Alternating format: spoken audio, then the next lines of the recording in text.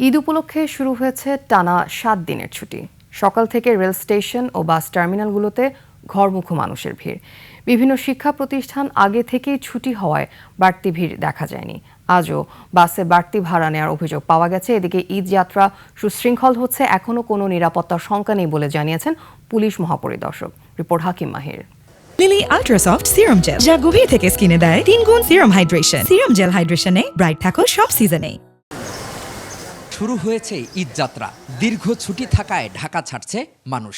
Rail station ও বাস টার্মিনালে ছুটছেন যাত্রীরা। ছুটির প্রথম দিনে কমলাপুর রেল স্টেশনে ছিল যাত্রীদের ভিড়। সময় মতো ছাড়ছে ট্রেন। যাত্রীরাও অপেক্ষা করছেন কখন ফিরবেন প্রিয়জনদের মাঝে। ফ্যামিলি, আমি, আমার হাজবেন্ড, আমার একটা ভাই আছে, আমার 2টা বাচ্চা সহ আমরা নাটোরে যাচ্ছি। সবকিছু মিলিয়ে সবকিছু ঠিক আছে, কোনো হয়রানি হতে হয়নি। আমরা অনলাইনে টিকিট কেটেছি। এই যে আত্মীয় স্বজন, তাদের সাথে একসাথে ঈদ করব। একই চিত্র দেখা গেছে গাবতলী বাস টার্মিনালে। বাসায় কেউ থাকবে না, তাই ওকে নিয়ে যাচ্ছি। যশোরে যাব দাদির বাড়িতে, দাদির সাথে ঈদ করব। ঈদ করতে যাচ্ছি শ্বশুর বাড়িতে। অপেক্ষা করছে বলতে ওখানে আমার ননাস আছে।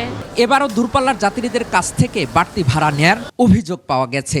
যাত্রীরা তদারকি বাড়ানোর দাবি জানিয়েছেন। চুয়াডাঙ্গা ডিলাক্স আমাদের টিকিটের ভাড়া নিয়েছে আপনার 1200 করে, যেটা আগে ছিল আপনার 800 টাকা করে। আগে ভাড়া ছিল 600 টাকা, এখন ভাড়া হয়েছে আপনার 790 টাকা। এদিকে ঈদযাত্রা নির্বিঘ্ন করতে বিভিন্ন বাস টার্মিনাল পরিদর্শন করছেন পুলিশ মহাপরিদর্শক।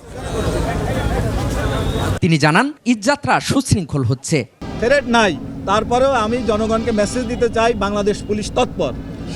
কোনো অনাকাঙ্ক্ষিত ঘটনা, কোনো অন্যায়, কোনো কিছুর সাথে কম্প্রোমাইজ নাই।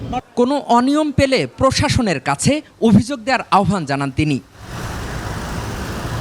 হাকিম মাহি, 21 টেলিভিশন, ঢাকা।